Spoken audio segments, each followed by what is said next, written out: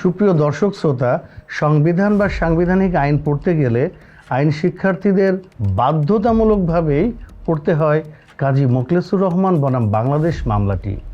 কেননা Bangladesh supreme court কর্তৃক প্রদত্ত এই মামলার সিদ্ধান্তের আলোকেই বাংলাদেশকে করতে হয়েছিল সংবিধানের ৩য় সংশোধনী। আর এর মধ্য দিয়েই শেষ পর্যন্ত আলোর মুখ দেখেছিল ভারত এবং বাংলাদেশের মধ্যকার ছিটমহল বিনিময় সংক্রান্ত ঐতিহাসিক মুজিব ইন্দিরা চুক্তি তথা দিল্লি চুক্তিটি। কেবল তাই নয়, এই মামলার মধ্য দিয়েই প্রথমবারের মতো দ্বার খুলে যায় জনস্বার্থে মামলা দায়ের তথা পাবলিক ইন্টারেস্ট লিটিগেশনের। এমন ঐতিহাসিক বিষয়াবলী জড়িত রয়েছে যে মামলায়। চলুন তাহলে এই এপিসোডের মাধ্যমে আজ আমরা জেনে নিচ্ছি ঠিক কোন প্রেক্ষিতে দায়ের করা হয়েছিল মামলাটি, কোন কোন বিষয় আলোচিত হয়েছিল মামলাটিতে, কি পরিণতি বা বরণ করতে হয়েছিল মামলাটির, এবং মামলাটির ফলাফল কি প্রভাব রেখেছিল আমাদের সাংবিধানিক আইনের বিপুল জগতে।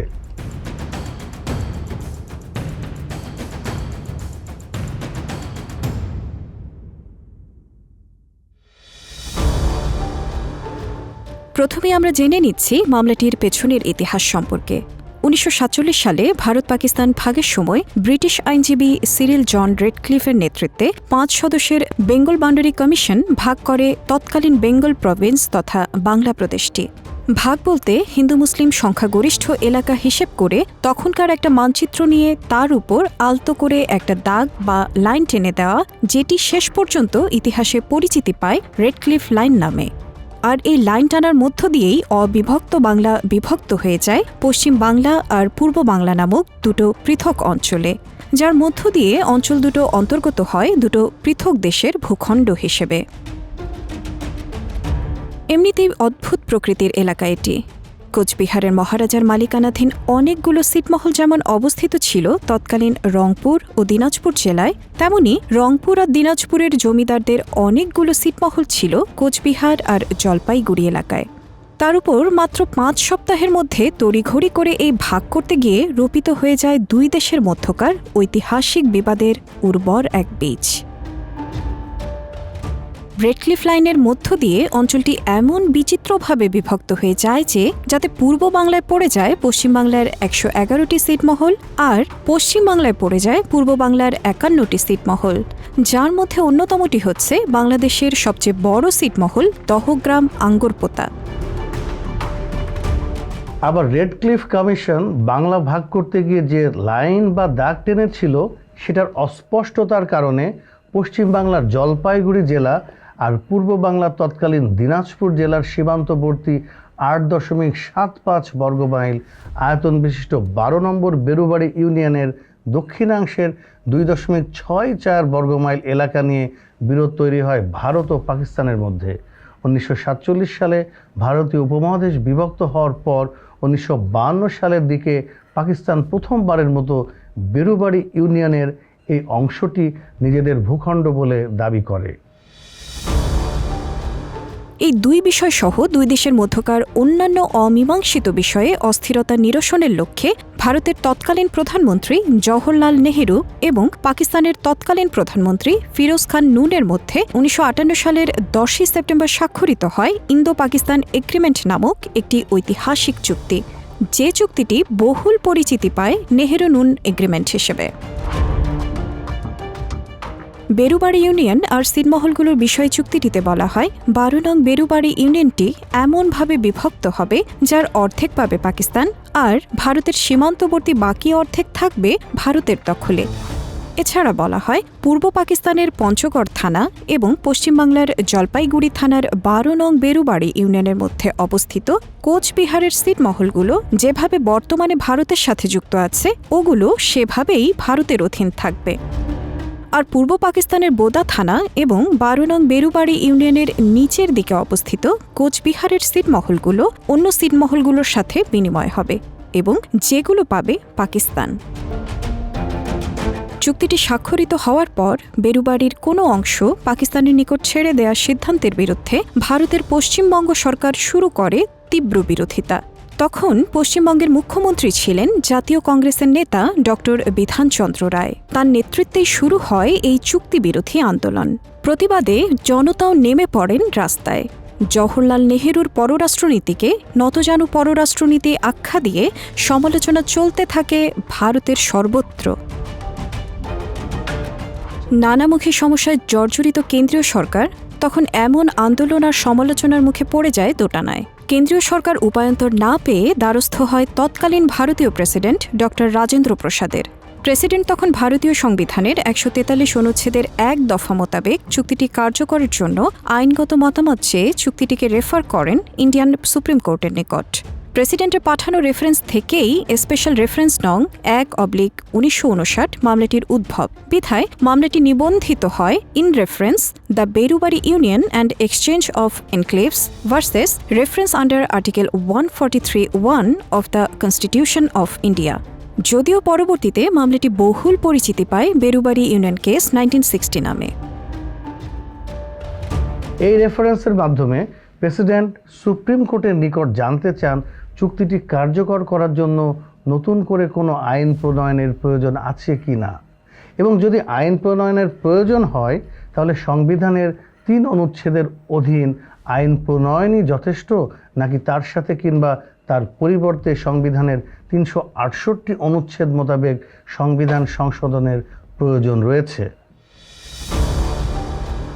উভয় পক্ষের বক্তব্য শুনে বিস্তারিত পর্যালোচনা শেষে ভারতের সুপ্রিম কোর্ট সিদ্ধান্ত প্রদান করেন যে সংবিধানে ভারতের যে ভূখণ্ডের কথা বলা হয়েছে সেই ভূখণ্ড থেকে চুক্তিটির মাধ্যমে যেহেতু কিছু অংশ বিদেশি রাষ্ট্রের অনুকূলে ছেড়ে দেওয়া তথা সেশন অফ টেরিটরির বিষয়ে সম্পৃক্ত আছে, সেহেতু চুক্তিটি কার্যকর করতে হলে সংসদ কর্তৃক আইন প্রণয়ন করতে হবে।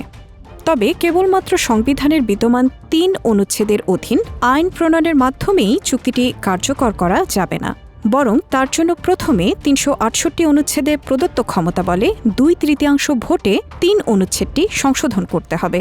তারপর উক্ত ৩ অনুচ্ছেদের অধীন আইন প্রণয়নের মাধ্যমে চুক্তিটি কার্যকর করা যাবে। সুপ্রিম কোর্টের এমন সিদ্ধান্তের পর ১৯৬০ সালে ভারতীয় সংবিধানের ৯ম সংশোধনী আনয়নের মাধ্যমে ১ ও ৩ অনুচ্ছেদ সংশোধন করত ২ দেশের প্রধানমন্ত্রীর মধ্যে সম্পাদিত নেহেরু-নুন চুক্তিটিকে আইনি বৈধতা প্রদান করা হয়। আর এভাবেই নেহেরু-নুন চুক্তিটি ঢুকে যায় ভারতের সংবিধানের প্রথম তফসিলে। কিন্তু তাতেও কার্যকর করা গেল না চুক্তিটি, কেননা এমন আরও কিছু বিষয়ে তখন ভারতের সুপ্রিম কোর্টে চলছিল আরও কয়েকটি মামলা।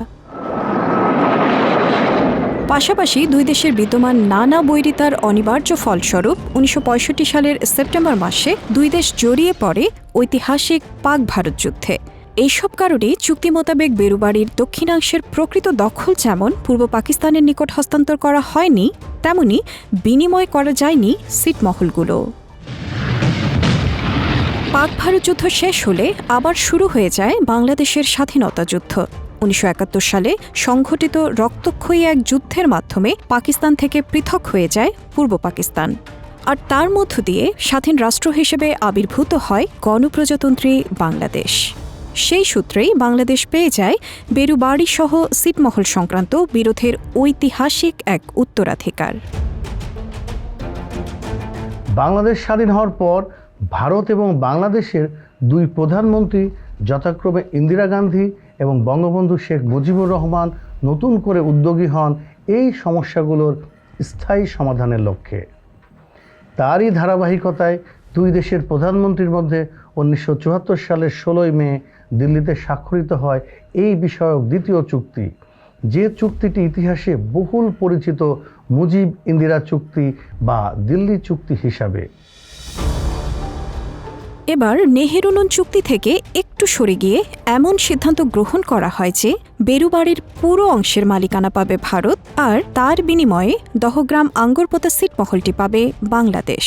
সাথে ছিটমহলটিতে আসা যাওয়ার জন্য স্থায়ী ইজারার মাধ্যমে বাংলাদেশকে দেওয়া হবে 3 বিঘা করিডোর। চলুন এক ঝলক দেখে আসি আমরা চুক্তির এই অংশটি। 12 নং দক্ষিণ বেরুবাড়ি ইউনিয়নের 2.64 বর্গমাইল আয়তনের দক্ষিণাংশ সহ সংলগ্ন ছিটমহলগুলো ভারতের অন্তর্গত থাকবে। তার বিনিময়ে দহগ্রাম আঙ্গরপোতা ছিটমহল বাংলাদেশের অন্তর্গত হবে। আর বাংলাদেশের পাটগ্রাম থানার পানবাড়ি মৌজার সাথে দহগ্রামের সংযোগ স্থাপনের জন্য ভারত ৩ বিঘার কাছে ১৭৮ মিটার বাই ৮৫ মিটার আয়তনের করিডোর স্থায়ীভাবে বাংলাদেশকে ইজারা প্রদান করবে। আর ছিটমহলগুলোর বিষয়ে চুক্তিটিতে বলা হয়, বাংলাদেশের অভ্যন্তরে থাকা ভারতের ছিটমহলগুলো এবং ভারতের অভ্যন্তরে থাকা বাংলাদেশের ছিটমহলগুলো যত দ্রুত সম্ভব বিনিময় হবে। দু একটি ব্যতিক্রম বাদ দিলে নেহেরু নুন চুক্তিটির অনুলিপি বলা চলে মুজিব ইন্দিরা চুক্তিটিকে। ফলে প্রায় একই নিয়তি বরণ করতে হয় মুজিব ইন্দিরা চুক্তিটিকেও। নানামুখী সমালোচনার পাশাপাশি চুক্তিটিকে চ্যালেঞ্জ করে অ্যাডভোকেট কাজী মোখলেসুর রহমান বাংলাদেশ সুপ্রিম কোর্টের হাইকোর্ট বিভাগে দায়ের করে বসেন একটি রিট পিটিশন।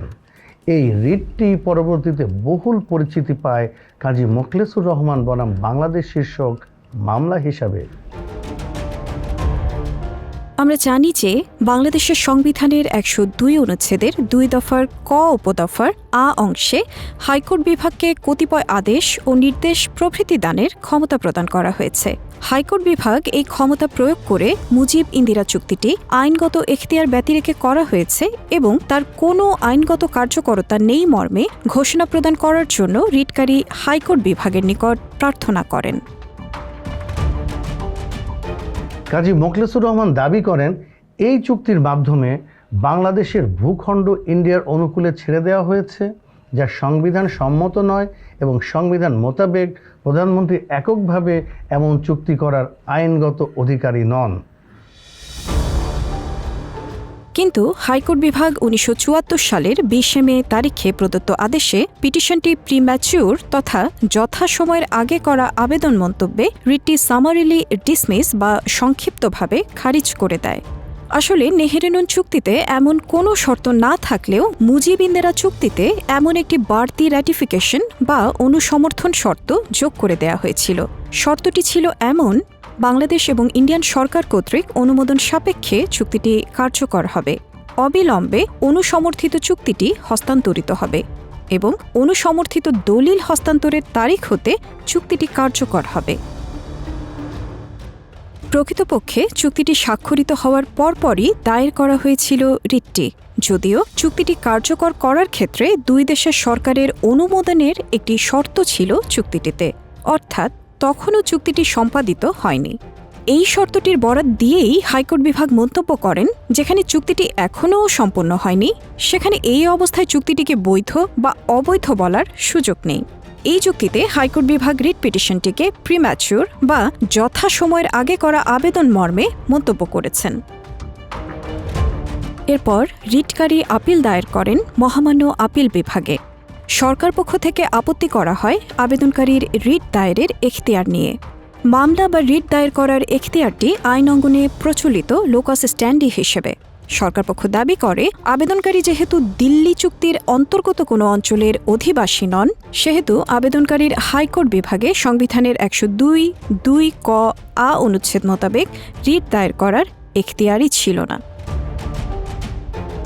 আমরা জানি যে সংবিধানের ১০২ অনুচ্ছেদে প্রদত্ত ক্ষমতা বলে হাইকোর্ট বিভাগ কতিপয় আদেশ ও নির্দেশ প্রভৃতি ইস্যু করে থাকেন, যেটিকে প্রচলিত অর্থে হাইকোর্ট বিভাগের রিট এখতিয়ার হিসেবে আখ্যায়িত করা হয়। এই অনুচ্ছেদটির ১ দফাটি মৌলিক অধিকার লঙ্ঘনের রিটের ক্ষেত্রে প্রযোজ্য, আর ২ দফাটি প্রযোজ্য অন্যান্য ক্ষেত্রে বহুল প্রচলিত ৫ প্রকার রিট ইস্যুর ক্ষেত্রে। এই ৫ প্রকার রিটের মধ্যে ২ প্রকারের রিট যে কেউ দায়ের করতে পারলেও বাকি ৩টি রিট দায়ের করতে পারেন একমাত্র এগ্রিভড পারসন বা সংক্ষুব্ধ ব্যক্তি। জনাব কাজী মোখলেসুর রহমান যে রিটটি দায়ের করেছিলেন সেটি হচ্ছে এই ৩ প্রকার রিটের একটি, যেটি কেবলমাত্র এগ্রিভড পারসন বা সংক্ষুব্ধ ব্যক্তিই দায়ের করতে পারেন। এই রিটটির কথা বলা হয়েছে সংবিধানের ১০২ অনুচ্ছেদের ২ দফার ক উপদফার আ অংশে। রিটটির প্রচলিত নাম হচ্ছে রিট অফ সার্সিওরেরাই। সার্সিওরেরাই শব্দটি এসেছে ল্যাটিন সার্সিওরেরাই ভলিউমাস্ট্রাম থেকে, যার আভিধানিক অর্থ হচ্ছে we wish to be made more certain, অর্থাৎ আমরা আরও নিশ্চিত হতে চাই। এটা স্বীকৃত যে মুজিব-ইন্দিরা চুক্তিতে যে সকল এলাকার উল্লেখ ছিল, আপিলকারী সেসব এলাকার কোনোটিরই অধিবাসী ছিলেন না। এই বিষয়টি উদ্ধৃত করেই সরকার পক্ষ থেকে দাবি করা হয়, এই চুক্তির ফলে আপিলকারীর সংক্ষুব্ধ হওয়ার কোনো কারণ নেই, অর্থাৎ আপিলকারীর রিট দায়ের করার লোকাস স্ট্যান্ডিই ছিল না। বিপরীতে আপিলকারী পক্ষে দাবি করা হয়, যেহেতু সংবিধানের ১০২ অনুচ্ছেদের ২ দফায় প্রদত্ত এখতিয়ারটি হাইকোর্ট বিভাগের ডিসক্রিশনারি বা বিবেচনামূলক এখতিয়ার, সেহেতু অনুচ্ছেদটিতে বর্ণিত এনি পার্সন এগ্রিভড বা যে কোনো সংক্ষুব্ধ ব্যক্তি টার্মটিকে উদারভাবে গ্রহণ করত, আদালতকে এই বিষয়ে একটা বিস্তৃত অর্থ প্রদান করা উচিত। মহামান্য আপিল বিভাগ আপিলকারী পক্ষের এই যুক্তিটি গ্রহণ করে এই মত প্রদান করেন যে লোকাস স্ট্যান্ডি বিষয়টি আদালতের সম্পূর্ণ ডিসক্রিশনারি বা বিবেচনামূলক একটি এখতিয়ার, যা আদালত প্রতিটি মামলার ঘটনা ও পারিপার্শ্বিকতা বিবেচনায় নিরূপণ করে থাকেন। আপিল বিভাগ আরও মত প্রদান করেন যে আপিলকারী দিল্লি চুক্তির অন্তর্গত ১২ নং দক্ষিণ বেরুবাড়ি ইউনিয়ন কিংবা সংলগ্ন সিটমহলগুলোর অধিবাসী না হলেও আপিলকারী অভিযোগ করছেন যে চুক্তিটিকে তিনি সংবিধানে প্রদত্ত কতক মৌলিক অধিকার তথা বাংলাদেশের সর্বত্র চলাচলের স্বাধীনতা, যে কোনো জায়গায় বসবাস এবং বসতি স্থাপনের স্বাধীনতা, পাশাপাশি ভোট প্রদানের অধিকার লঙ্ঘনের আসন্ন হুমকি হিসেবে দেখছেন। আপিল বিভাগ মত প্রকাশ করেন যে এই প্রকারের অধিকারগুলো একজন নাগরিকের লোকাল বা স্থানীয় অধিকার নয়, বরং এই অধিকারগুলো পুরো বাংলাদেশের প্রতিটি ইঞ্চি থেকে সাগরের মহীসোপান পর্যন্ত বিস্তৃত ও প্রসারিত। সরকার পক্ষের অপর আপত্তিটি ছিল এমন, যেহেতু চুক্তিটি সম্পাদনের বিষয়টি একটি রাষ্ট্রীয় কার্যের অন্তর্গত, সেহেতু দিল্লি চুক্তিটি জুডিশিয়াল রিভিউর এখতিয়ারাধীন নয়। আপিল বিভাগ এই বিষয়ে মন্তব্য করেন যে শান্তিপূর্ণ সময়ে কোনো নাগরিককে তার অধিকার ও স্বাধীনতা থেকে বঞ্চিত করা কোনোভাবেই অ্যাক্ট অফ স্টেট বা রাষ্ট্রীয় কার্যের মধ্যে অনুমোদিত নয় এবং আদালত এমন প্রতিটি ক্ষেত্রে নাগরিকের বিরুদ্ধে রাষ্ট্রীয় কার্যের অজুহাতের বিষয়ে হস্তক্ষেপ করার এখতিয়ারবান। আদালত আরও মন্তব্য করেন যে অ্যাক্ট অফ স্টেট এর অজুহাত কোনোভাবেই আদালতের এই ক্ষমতাকে এখতিয়ারবিহীন করবে না। সরকার পক্ষের শেষ আপত্তিটি ছিল হাইকোর্ট বিভাগে দায়ের করা আবেদনটি ছিল প্রিম্যাচিউর বা যথাসময়ের আগে করা একটি আবেদন। এই বিষয়ে আপিল বিভাগ সরকার পক্ষের সাথে একমত পোষণ করত সিদ্ধান্ত প্রদান করেন যে চুক্তিটির শর্তেই যেখানে বলে দেওয়া হয়েছে দুই দেশের সরকারের অনুমোদন সাপেক্ষে অনুসমর্থিত চুক্তিটি হস্তান্তরের পরই কেবলমাত্র তা কার্যকর হবে, সেখানে হাইকোর্ট বিভাগে আপিলকারীর করা আবেদনটি প্রকৃত অর্থেই ছিল প্রিম্যাচিউর বা যথাসময়ের আগে করা একটি আবেদন। আপিল বিভাগের মতে যেখানে ভবিষ্যতে আরও কিছু কার্য সম্পাদনের পর চুক্তিটি কার্যকর হবে, সেখানে অবশ্যই চুক্তিটিকে এক্সিকিউটেড ট্রিটি বা সম্পাদিত চুক্তি বলে গণ্য করার সুযোগ নেই, বরং চুক্তিটি একটি ডিসপজিটিভ ইন ন্যাচার বা নিষ্ক্রিয় প্রকৃতির চুক্তি এবং ভবিষ্যতের কার্যগুলো সম্পাদন করার আগে হাইকোর্ট বিভাগ কর্তৃক এই প্রকারের চুক্তিকে আইনগত কর্তৃত্ব ব্যতিরেকে করা হয়েছে এবং চুক্তিটির আইনগত বৈধতা নেই মর্মে ঘোষণা করার অবকাশ ছিল না। তবে আপিল বিভাগ সংবিধানের ৫৫-এর ২ অনুচ্ছেদ এবং ১৪৩-এর ২ অনুচ্ছেদ আলোচনাপূর্বক রিটকারীর দাবির সাথে একমত পোষণ করত এই মত প্রদান করেন যে প্রধানমন্ত্রী এককভাবে দেশের সীমানা নির্ধারণ করতে পারেন না, বরং তা করতে হবে এই উদ্দেশ্যে সংসদ কর্তৃক প্রণীত আইনের মাধ্যমে। উল্লেখ্য যে সংবিধানের ৫৫-এর ২ অনুচ্ছেদে বলা হয়েছে প্রধানমন্ত্রী কর্তৃক বা তাঁর কর্তৃত্বে এই সংবিধান অনুযায়ী প্রজাতন্ত্রের নির্বাহী ক্ষমতা প্রযুক্ত হবে। আর ১৪৩-এর ২ অনুচ্ছেদে বলা হয়েছে সংসদ সময়ে সময়ে আইনের দ্বারা বাংলাদেশের রাষ্ট্রীয় সীমানা এবং বাংলাদেশের রাষ্ট্রীয় জলসীমা ও মহীসোপানের সীমা নির্ধারণের বিধান করতে পারবেন। শেষে আপিল বিভাগ এই সিদ্ধান্ত প্রদান করেন যে যদিও সংবিধানের ৫৫-এর ২ অনুচ্ছেদ মোতাবেক চুক্তিতে আবদ্ধ হওয়ার বিষয়টি প্রজাতন্ত্রের নির্বাহী বিভাগের উপর ন্যস্ত, তথাপি যেখানে কোনো চুক্তির মাধ্যমে রাষ্ট্রীয় সীমানা নির্ধারণ করা হবে সেখানে তা করতে হবে সংবিধানের ১৪৩-এর ২ অনুচ্ছেদের অধীন আইন প্রণয়নের মাধ্যমে। আর যেই চুক্তিতে রাষ্ট্রের ভূখণ্ড ছেড়ে দেওয়া তথা সেশন অফ টেরিটরির বিষয় জড়িত থাকে সেখানে তা করতে হবে সংবিধানের ১৪২ অনুচ্ছেদে প্রদত্ত ক্ষমতা বলে সংবিধানের ২ অনুচ্ছেদের ক দফা সংশোধনের মাধ্যমে। মহামান্য আপিল বিভাগ এই রায়টি প্রদান করেন ১৯৭৪ সালের ৩রা সেপ্টেম্বর। ইতিহাস বিখ্যাত এই রায়টির অথর জাজ বা লেখক বিচারক ছিলেন বাংলাদেশের প্রথম প্রধান বিচারপতি জনাব আবু সাদাত মোহাম্মদ সায়েম, যিনি সর্বাধিক পরিচিত বিচারপতি ASM সায়েম হিসেবে। আর উক্ত বেঞ্চের অপর ৩ সদস্য ছিলেন বিচারপতি জনাব AB মাহমুদ হোসেন, বিচারপতি জনাব আবদুল্লাহ জাবির এবং বিচারপতি জনাব আহসানুদ্দিন চৌধুরী। সুপ্রিম কোর্ট কর্তৃক এমন সিদ্ধান্ত প্রদানের পর ভারতের মতো বাংলাদেশকেও করতে হয় সংবিধান সংশোধন। মুজিব ইন্দিরা চুক্তি তথা দিল্লি চুক্তিটিকে আইনি বৈধতা দেওয়ার জন্য ১৯৭৪ সালের ২৮শে নভেম্বর আনা হয় সংবিধানের ৩য় সংশোধনী, যার মধ্য দিয়ে সংশোধন করা হয় সংবিধানের ২ অনুচ্ছেদের ক দফাটি। আর এভাবেই মুজিব ইন্দিরা চুক্তিটিকে অন্তর্ভুক্ত করা হয় সংবিধানের অংশ হিসেবে। আমরা এখানে সংশোধনের আগে পরে প্রজাতন্ত্রের রাষ্ট্রীয় সীমানা শীর্ষক সংবিধানের ২ অনুচ্ছেদের ক দফাটি কেমন ছিল আর কেমন দাঁড়িয়েছে তা দেখাচ্ছি আপনাদের। তৃতীয় সংশোধনীর আগে ২ অনুচ্ছেদের ক দফাটি ছিল এমন: প্রজাতন্ত্রের রাষ্ট্রীয় সীমানার অন্তর্ভুক্ত হইবে ১৯৭১ খ্রিস্টাব্দের মার্চ মাসের ২৬ তারিখে স্বাধীনতা ঘোষণার অব্যবহিত পূর্বে যে সকল এলাকা লইয়া পূর্ব পাকিস্তান গঠিত ছিল। আর তৃতীয় সংশোধনীর পর ২ অনুচ্ছেদের ক দফাটি দাঁড়িয়েছে এমন: প্রজাতন্ত্রের রাষ্ট্রীয় সীমানার অন্তর্ভুক্ত হইবে ১৯৭১ খ্রিস্টাব্দের মার্চ মাসের ২৬ তারিখে স্বাধীনতা ঘোষণার অব্যবহিত পূর্বে যে সকল এলাকা লইয়া পূর্ব পাকিস্তান গঠিত ছিল এবং সংবিধান ৩য় সংশোধন আইন ১৯৭৪ এ অন্তর্ভুক্ত এলাকা লইয়া উল্লেখিত এলাকা। সুপ্রিয় দর্শক শ্রোতা, সুপ্রিম কোর্ট কর্তৃক প্রদত্ত পর্যবেক্ষণের আলোকে এভাবেই সংশোধন করা হয় গণপ্রজাতন্ত্রী বাংলাদেশের সংবিধানের ৩য় সংশোধনী। যদিও বাংলাদেশ দ্রুততার সাথে সংবিধান সংশোধন করত এই চুক্তিটিকে প্রদান করেছিল আইনি বৈধতা, কিন্তু চুক্তি মোতাবেক অন্যান্য ছিটমহলগুলোর বিনিময় সহ দহগ্রাম আঙ্গরপোতা ছিটমহলে যাতায়াতের জন্য বাংলাদেশকে স্থায়ীভাবে ৩ বিঘা করিডর ইজারা দেওয়ার বিষয়টি আটকে থাকে দীর্ঘ কয়েক বছর। এই আটকে থাকার পেছনে ভারত তার অভ্যন্তরীণ রাজনৈতিক অস্থিরতাকে দাঁড় করায় অজুহাত হিসেবে। যাই হোক, এই চুক্তি এবং মামলাটি নিষ্পত্তির ১৮ বছর পর ১৯৯২ সালের ২৬শে জুন খানিকটা আলোর মুখ দেখে চুক্তিটি।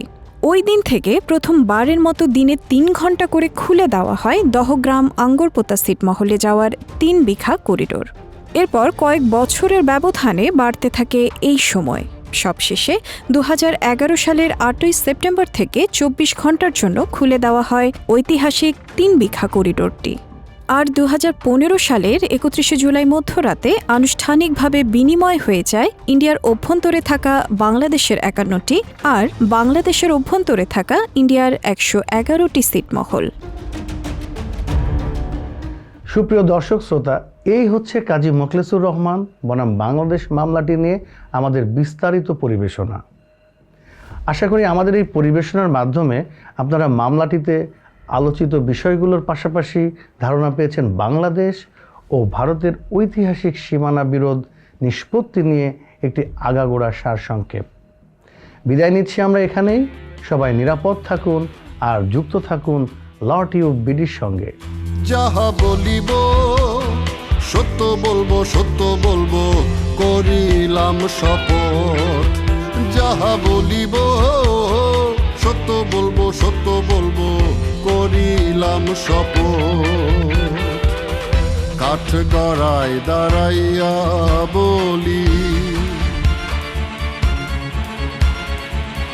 কাঠ গড়ায় দাঁড়াইয়া বলি, মহামান্য মহামান্য মহামান্য মহামান্য আদালত। যাহা বলিব সত্য বলবো, সত্য বলবো, করিলাম শপথ, যাহা বলিব সত্য বলবো, সত্য বলবো, করিলাম শপথ।